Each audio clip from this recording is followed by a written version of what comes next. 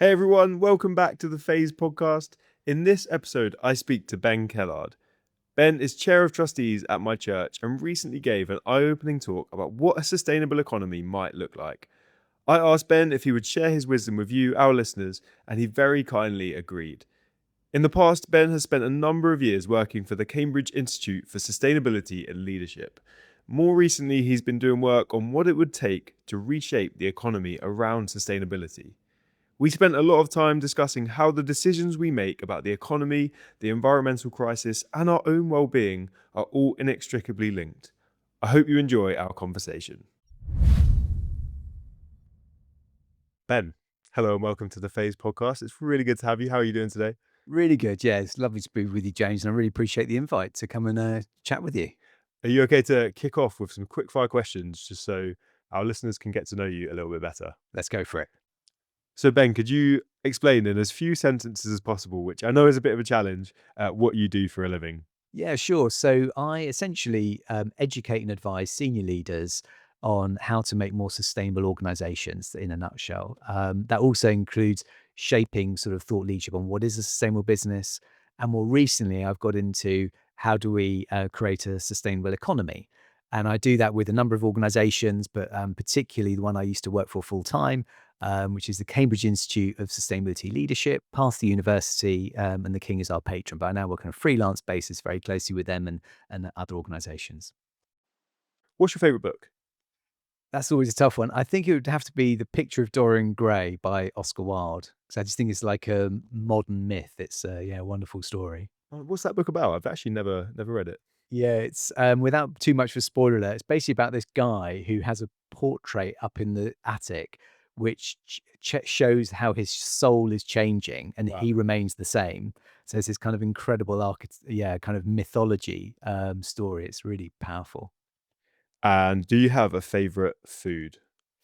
Oh, I like so many different types of food. I think I'll probably go with Chinese as a kind of ethnic cuisine. Yeah, I love a bit of Chinese food. Do you have a favorite movie of all time?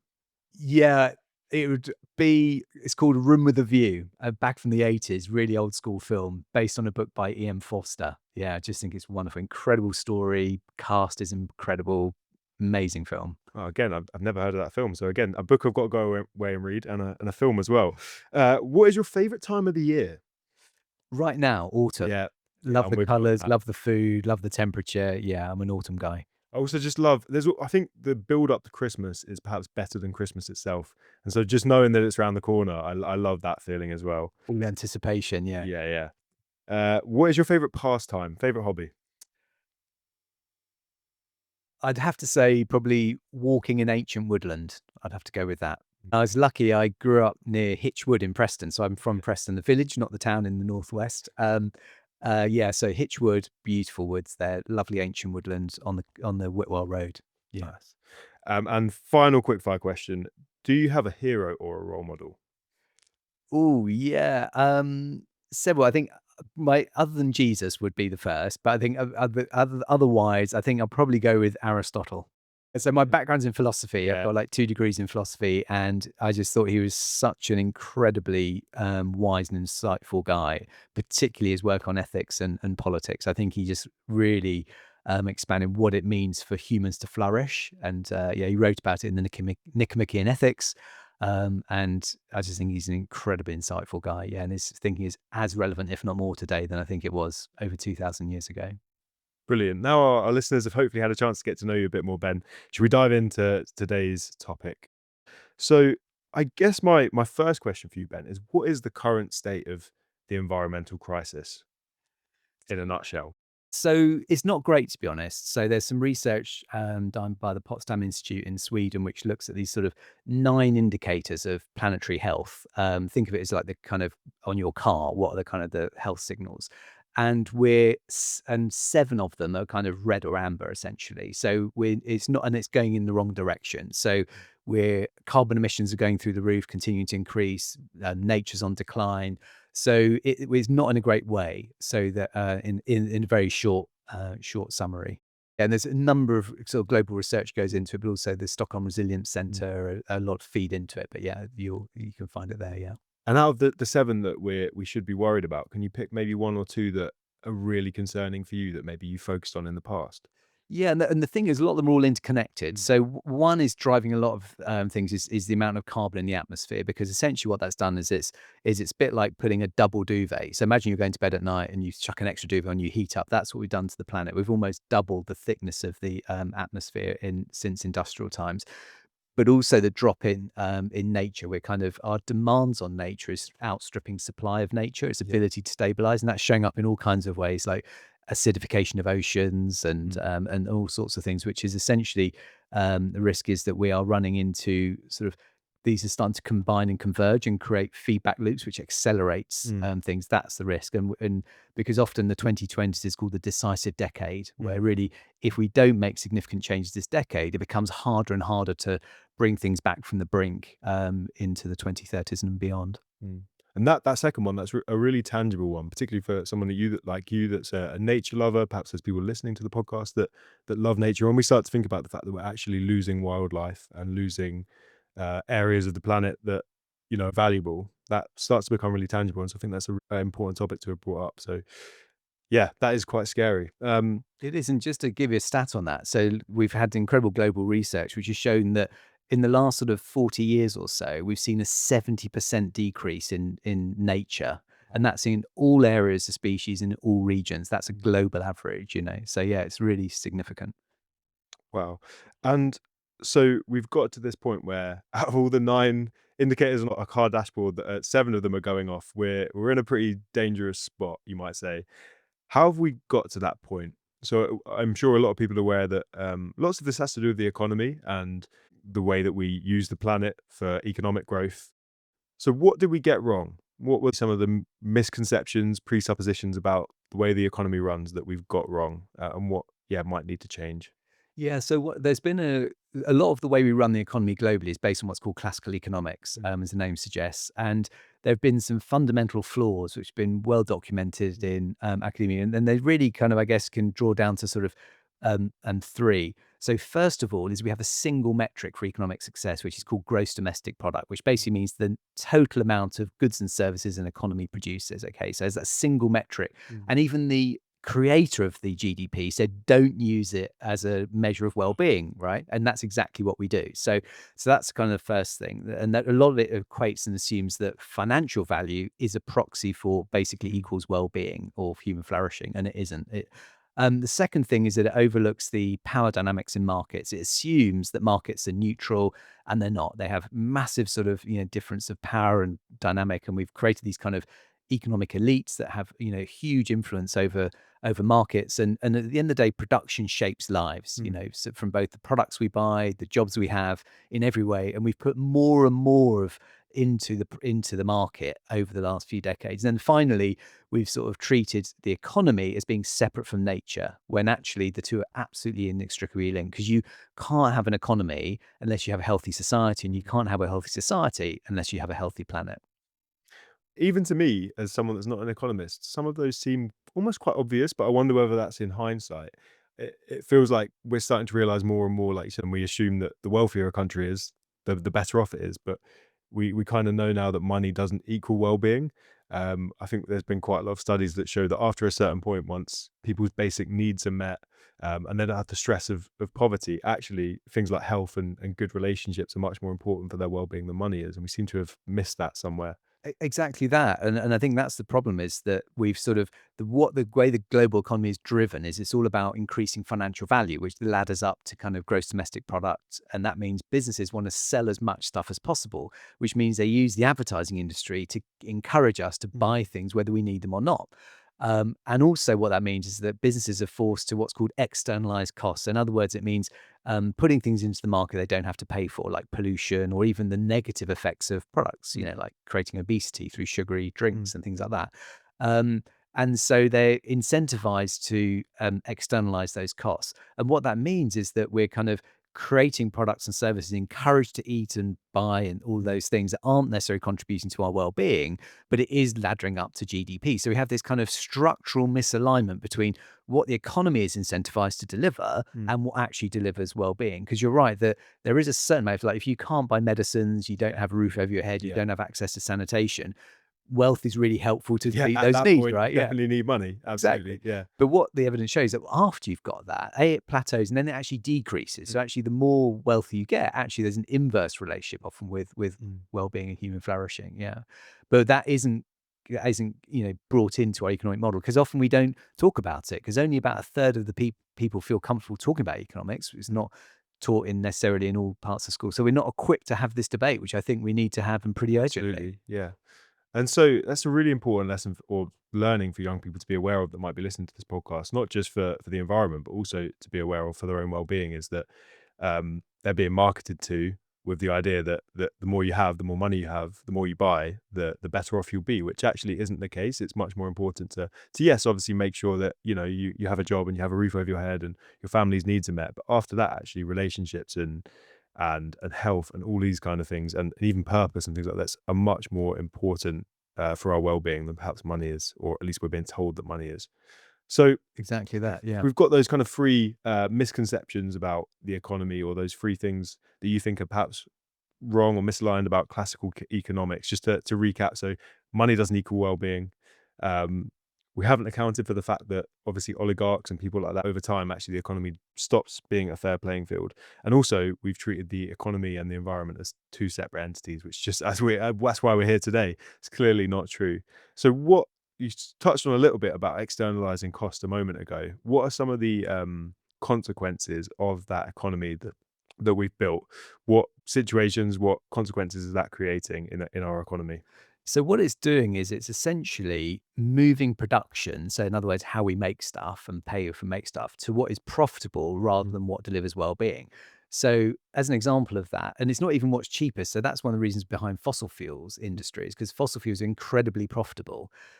They're actually more expensive than clean electricity and we have massive government subsidies that subsidize the fossil fuel industry that often doesn't get talked about. But also what that does, it leads to over supply of things like luxury goods, because mm, luxury goods are incredibly profitable, but an under provision of often things that we need, like clean water or mm, sanitation, things like that, and particularly if you look globally, but even here in the UK. Also, what it leads to is a focus on labor productivity rather than material productivity. So one of the things that businesses are incentivized to is get as much productivity from as fewer people as mm, possible, which means you employ as few people, and the people you do employ, you get them to work as much as possible. And but that's not actually what we need in society. What we need is more better quality jobs. But what we do need to do is have resource efficiency because we've got limited resources, and that's not incentivized. In fact, quite the opposite because it's assumed that resources are abundant. So we have a lot of these mismatch incentives that leads to inequality, drives the cost of living crisis, and leaves needs unmet. mm, But I think the biggest problem for me is that we've built our economic ladder up against the wrong well-being wall. So mm, we're kind of all of our incentives in the advertising industry is trying to get us to buy more stuff when yeah, actually to the point is mm, what we know is that well-being from evidence and all the sages and all of, for thousands of years and all the evidence tells us is that it's about connection to self, mm. others and nature. And that is that is in spite of the system at the moment rather than because of it. So yeah.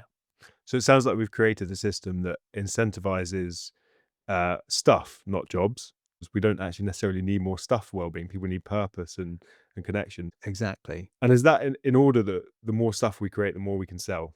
Yeah, and that comes back to that logic of the more you sell, the more profitable businesses are, the more GDP it carries. And the basic kind of thinking behind classical economics is this idea that, and I think with good reason, that we should be deciding what's right for us, which I think, a lot of us would agree with, right? But the idea then is that, well, the best way to do that is through a market economy where we can all choose what we want. And I think no few people would sort of disagree with that. But I think that but that's where I think some of the naivety comes in is that the assumption, therefore, if someone wants to buy something, it's contributing to well-being, full stop, Mm, irrespective of their influences upon that person.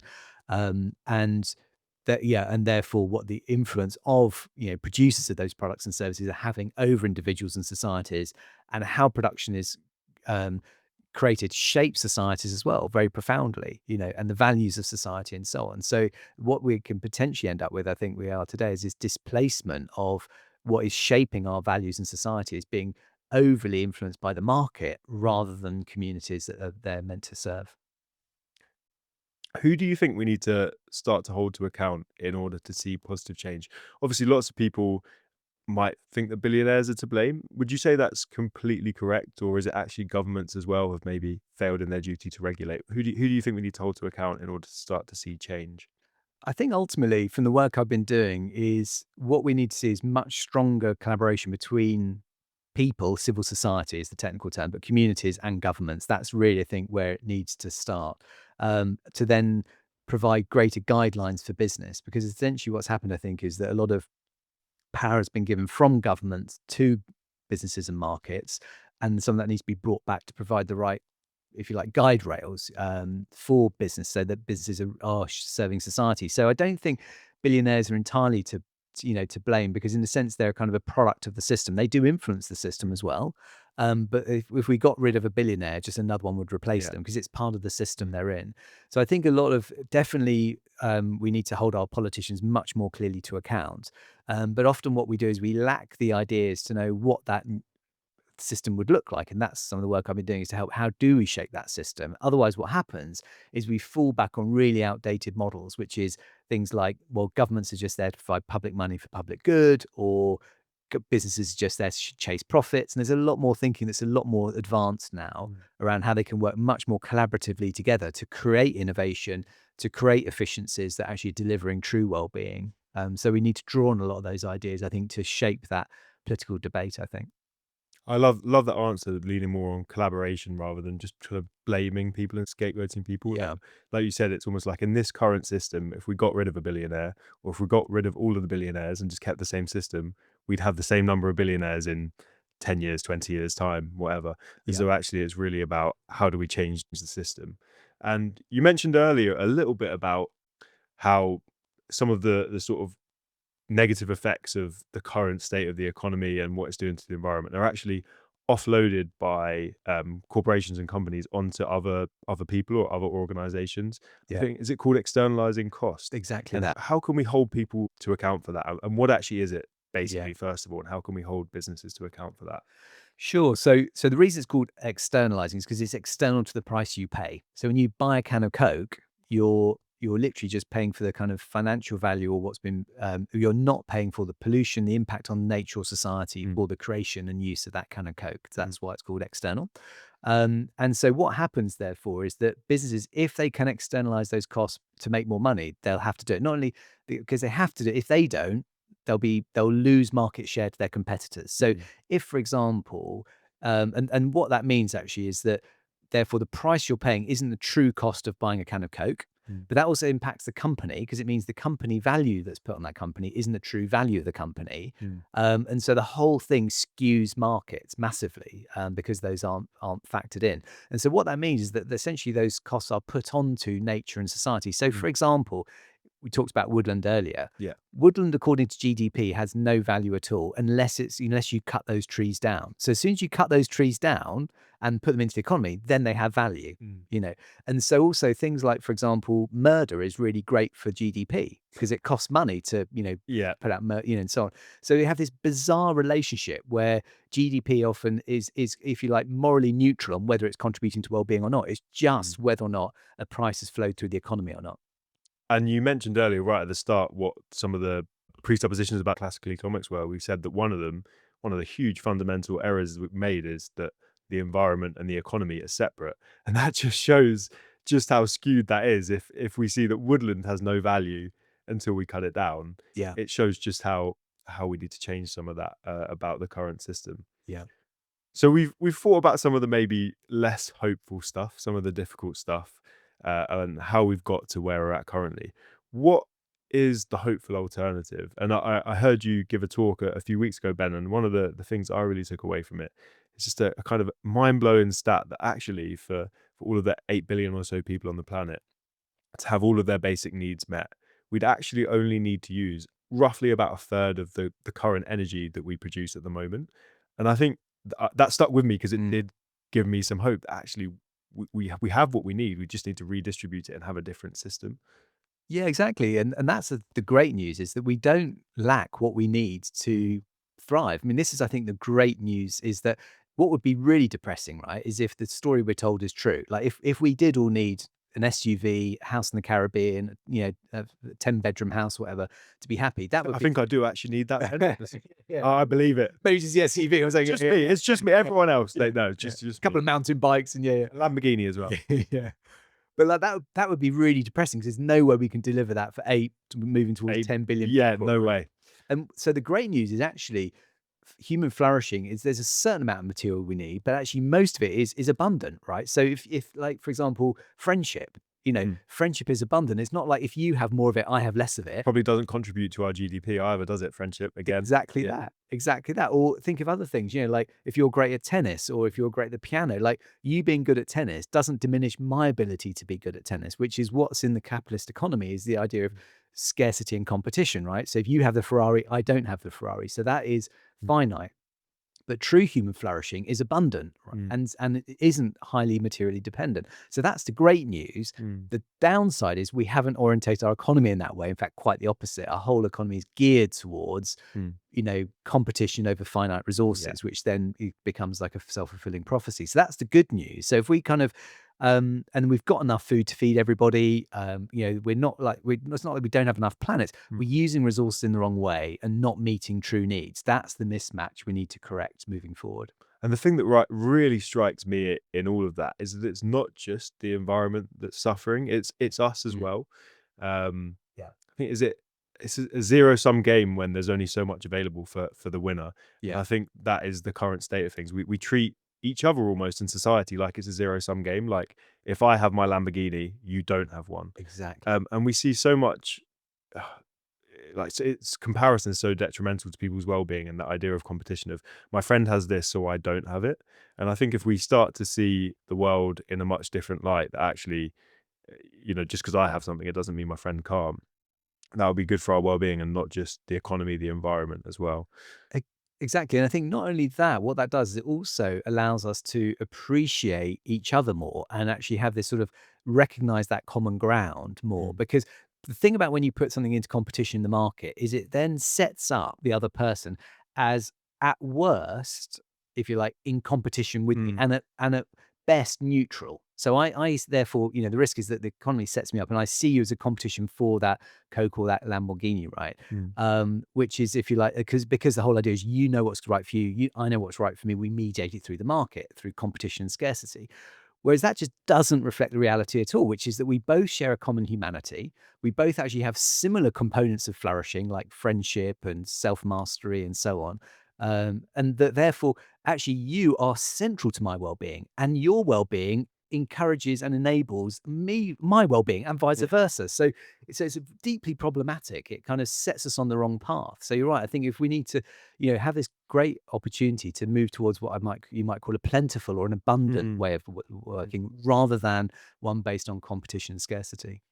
So we probably don't have any time today to go into any more detail on what the hopeful alternative looks like. But it sounds like essentially is that actually we need to not stop competition in the economy completely, but get to a point where actually we realize there's abundance for everyone, and stop just having a system where businesses are just looking to almost exploit people for as much as they can, to sell as much as they can, completely separate the environment and the economy, externalize all of the stuff that's happening from what they're selling onto other people and other organizations. Yeah, exactly. And I think using the levers that we've got, like our politicians, Mm. still there's a role for our choices of products we make, but and also where we invest our money when we're fortunate enough to have some. All of those choices are really important, and in discussions, right? I Mm. think having this discussion around, well, what is human flourishing, and Mm. and how do we, because then I think we all enrich ourselves from that and we help each other move towards human flourishing. Mm. We need to rethink and celebrate what well-being actually is, what it means to flourish, rather than just having a Ferrari.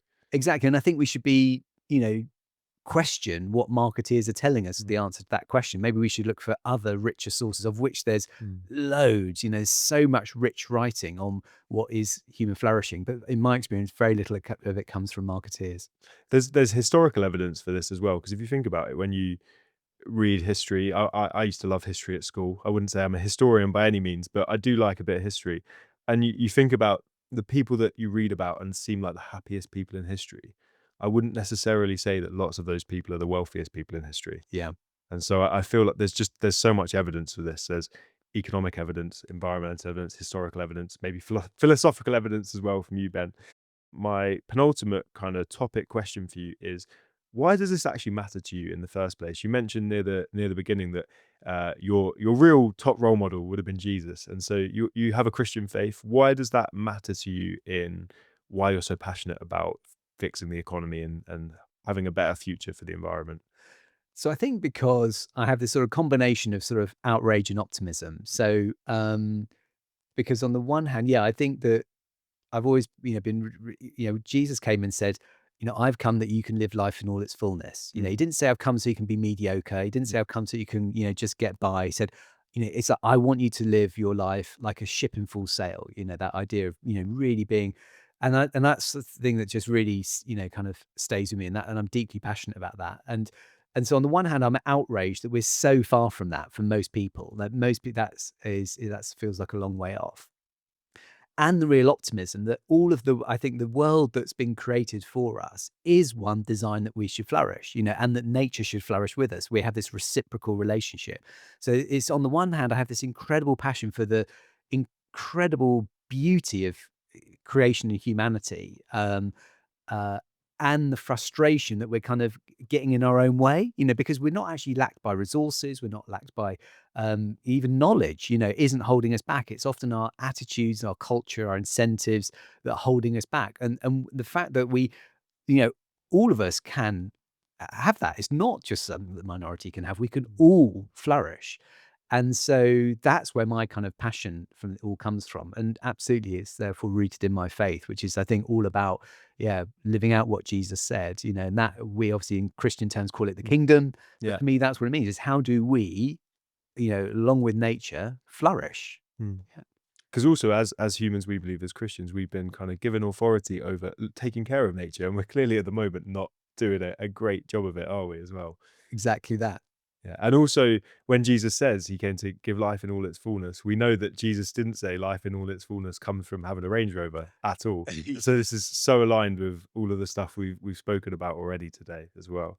I know that a lot of the stuff we've spoken about today for our listeners will feel quite big, and hopefully Yeah. they'll all have taken something from it. I know when I heard you speak a few weeks ago, I certainly am not an expert in economics, and so I found so much of it just really useful to give me some grounding in and how does this work? How have we got here? Mm. Um, but if people are feeling sort of overwhelmed, lacking hope, or maybe a bit anxious about the environmental crisis, I think one of the best things we can all give to people when they're feeling anxious is just what can they actually do? Yeah. Often kind of action overcomes anxiety. And so I'm sure there are small things that each of us can do as individuals or as towns, as families, on a smaller scale that will have a positive impact. So I'm going to ask you kind of two sides of the same coin, Mhm. perhaps. First off, like passively, what are three small things that young people or parents listening could avoid doing that might help the economy? And then my next question will be sort of actively, what are three small things they could start doing to Yeah. help out the economy and the environment? Yeah. So we'll start with passively. What could they try and avoid? So I think the first thing is probably buying stuff you don't really need, which I think can also be quite liberating. So, do we actually need that extra, clothes? So I think shifting more towards having better quality things that last longer Mm, also saves us money as well. So I think that would be a key thing. Probably then secondly is thinking a bit about the kind of the food that we eat, has a very big impact, and on our health. So one of the things we know is that a sustainable diet and a healthy diet is one and the same thing. mm, So if and it's all the stuff that everyone tells us, it's more, veg and based and so on. And it's not about necessarily cutting out meat, but maybe eating less red meat, particularly beef, has an enormous environmental impact. So, and that's good for our health as well as our pocket, as well as for the environment. mm, And I think then probably the other thing is think about how we travel and get around. mm, And the more we can try and avoid high carbon ways of traveling, particularly flying would be top of that. And it's mm. not saying necessarily don't fly, but it's Yeah. being conscious about how often we fly. Cars and trying to use public transport, bikes, things like that where possible. So there'd be probably three things that I and also would hope would lead to a healthier, better life as well as a less environmentally damaging one. And I suppose hopefully as well, in the long term, I mean, I'd probably be guilty of this as well. Some of those things you mentioned, I've probably got a bit of an attachment to, and I think hopefully eventually, if we are able to kind of do less of some of those things, it becomes quite liberating. I think you mentioned that word, particularly when we're not just impulse buying things on Amazon every day. So yeah, sort of try and avoid buying things that we don't need, shopping less. Maybe it's those pop-up ads on Instagram that people keep falling foul of. I know I've done that in the past. Yeah. Just be really conscious of what we're eating, and try and eat less of some of those things that might be bad for the environment. So it might be red meat, for example, or really ultra processed foods that Yeah. probably come from miles away, and all those things that have a big environmental impact. Yeah. And then the final one was, obviously we all love a holiday, but try and sort of be aware of how much we're flying. Yeah. And actually, just a kind of question that's come off that: what are airlines doing, or what could they be doing more? Very, It was sort of a little bonus question that's just come up off that. very good question. So, so at Cambridge University, we're actually running what's called the Aviation Impact Accelerator, and I was with the exec team of some guys that own a number of airports in the UK. We were talking about just this. So there's a lot. So the UK is trying to grow the aviation industry and move towards net zero emissions, and those two things are very difficult to square. So there's a lot of work being done in the industry. Frankly, not enough, and I think this is where the government's not showing enough leadership to square that circle, to get the industry to incentivize them to decarbonize. They're not doing enough. So there's a lot of talk about what's called sustainable aviation fuels, which is essentially finding like biological source of rather than fossil fuels. But that's not really a long-term solution. There is work being done in the industry to try to move towards electric or hydrogen propelled aviation, but that's a long way off. So there's a lot that the aviation industry is doing, but it's nothing like enough. And I think the government hasn't thought through at all its policy of how it's going to square that circle of trying to grow aviation on the one hand and reduce our carbon emissions on the other. Oh. So yeah, there's a lot of work to be done there in the I industry. was gonna say, oh, well, that sounds very complicated. Because I think it's an important one to just go into a bit more detail, or have gone into a bit more detail on, just because I can see how I'd imagine that most people would agree that buying less would improve their well-being. It'd be quite liberating, and eating the right food would also be quite liberating and quite good for their well-being. Maybe that travel one is a bit more of a debatable one though, because I think people could make a good argument. Actually, well, travel's like exploring the world is great for my well-being, and so probably is one for people to keep an eye on. But also maybe just to think about how can you travel to places where that impact on the environment is going to be less. Maybe it's places you can not have to fly to and things like that as well. Well, and it's an interesting one because if you actually unpack aviation, like a lot of things, what you see is it's absolutely tied to inequality.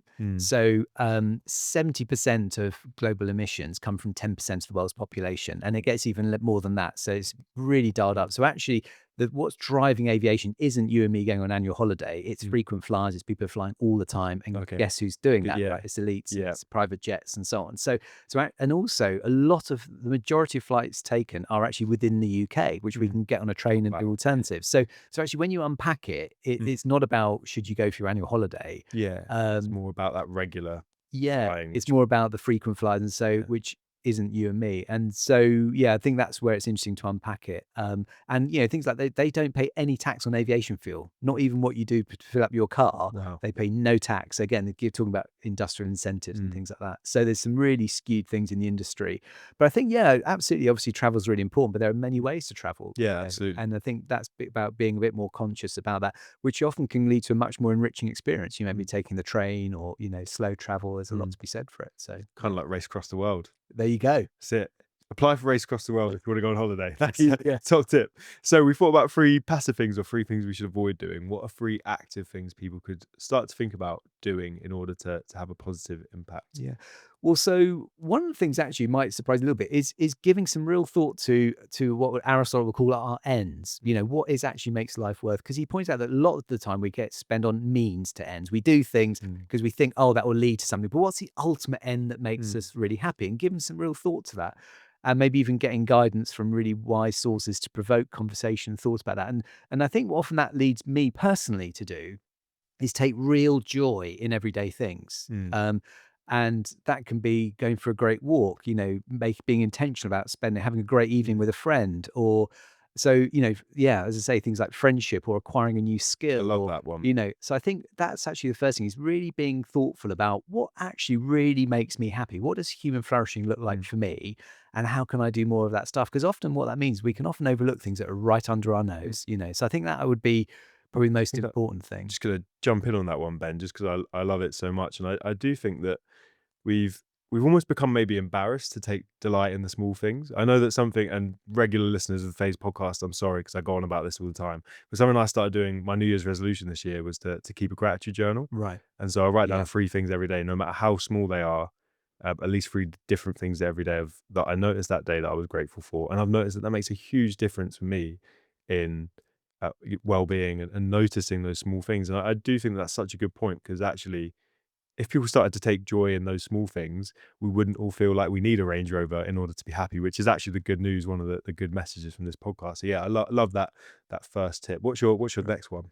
I think the second thing is then actually almost follows on from that, which is what are the best means to get there? So, whatever resources I have, how do I best use those to deliver more of those ends that are important to me? So how do I find more time for exercise or seeing Mm, friends or or developing a skill or one's career, something you feel passionate about, because of course that those ends can be what job gives you satisfaction as well as mm, your spare time. So I think and I think just scrutinizing and being more challenging therefore about therefore being clear about, okay, well, I'm doing this in order to get that, and then that mm, leads us to make much better choices. And yeah, and maybe, yeah, and for us to get more flourishing and satisfaction from mm. it.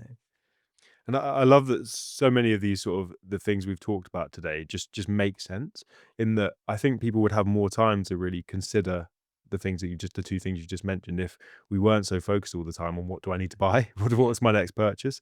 And so yeah, I just think that it's almost like a rolling a ball down the hill. It's like once that momentum going in that hopeful direction starts rolling, I actually can really see, I think from this conversation, how things could change quite quickly. Yeah, and there's so many distractions, aren't there? Mm, Not need to mention our phones, yeah, right? yeah, Which are designed to, distract us. And the people designing that, their single objective is not our well-being, is to yes, increase the capital yeah, value of Meta or Google or whoever's yeah. designing it, right? So it also helps us really as a buffer to that and Mm. say, actually, how do I make sure that's serving me, not me serving it? Yeah. And that's just one, obviously, of examples of many. But yeah, it Mm. helps us be more intentional and get more out of life, which is what we're all about, Yeah. right? Yeah. And do you have a final sort of active tip, something people could be doing or should be doing? Yeah, I think probably finally is using the kind of our influence that we've got. So I think, writing to local MPs, like we've got a Mm. great local MP, Yeah. Alistair, I've been in conversation with him. They are there to reflect our voice. If we don't use our voice, they don't know how to represent us. So Mm. so I think maybe having had sort of conversations with friends about what's important and why, and then sharing that, being aware of the sort of how our society is being shaped to make sure our politicians are reflecting what we want, and sometimes that will mean providing those guides rails for businesses to make sure they are delivering, well-being rather than in their own interests. So yeah, I think using that, and I've touched on before, so other choices, about what products we are buying, where we're investing our money, they're the sort of the big, levers that really create impact. Yeah, brilliant. And that's also probably one that I need to be more aware of is actually we can't really be angry at our governments or our politicians if we're not using our own voice actually. So actually maybe looking inwardly first and have I used the voice or the small platform that I do have to be a good influence. And I think it can be really scary and overwhelming to think about politics, particularly if you're like me and you don't know loads about politics. But actually it was really quite eye-opening for me. Alistair came on the Face podcast a few months ago, and Right. you realize actually these people, they are just human. And so actually hopefully that's an encouragement for people if they're actually they're passionate about this stuff but not quite sure how you reach out to maybe your local MP or a politician, but actually they're human too. And quite often I found that they do want to hear what their constituents have to say as well. So Absolutely, and he's a great guy. I've got a lot of time for Alistair, and I think that's fundamentally what it means to be human, which is ultimately about saying is using our voice to shape the good life. It's mm, about talking about it together, mm, and then taking those implications for ourselves, and then bringing our experience back into those conversations. So it's a continual yeah, cycle. And I think what that also does, it helps to overcome what can often feel a sense of overwhelm and sort of powerlessness in our mm, society. mm, And what that does by having the conversations, by allowing that to shape our choices, we make, I think, better choices as a result. And yeah, we use those levers and yeah, and that's where we can learn from each other. Alistair will learn from us, mm. we'll learn from him, and so on. And that's what the process is all about. Yeah. Yeah, that's why today's conversation is so important as well, because I think that conversation is so often the way forward. And unfortunately, we're kind of perhaps less and less of that today, where if we have a disagreement or a difference of opinion with someone, there's no middle ground, there's no space for conversation. And so hopefully today has been eye-opening and useful for people to learn about some of this stuff. that they will then be able to chat to their mates about, chat to their family about, and take some of those conversations forward. Because I think ultimately that's where this change starts is through conversations and awareness. Yeah, great. Yeah, I hope so. Yeah. Yeah, I hope so, James. Well, thank you for your time today, Ben. It's been honestly, I love hearing you speak about this stuff. It's so eye-opening and informative. Is there any last message you'd like to say to the listeners today? No, I think it'd be maybe that sort of summarizing of just maybe giving some thought to what are your ends? You know, what is really important to you? What really, gives you satisfaction and where do you flourish? And then being, really deliberate about what are those means that best serve those ends for you. Brilliant. Thanks for your time today, Ben. Real pleasure, James. Thanks very much indeed. Thank you for listening to this episode of the Phase podcast. Please take a moment to leave a rating, as we love hearing your feedback. Subscribe to make sure you never miss an episode, and follow us on social media at Phase Hitchin. Have a wonderful day, and we'll catch you in the next episode.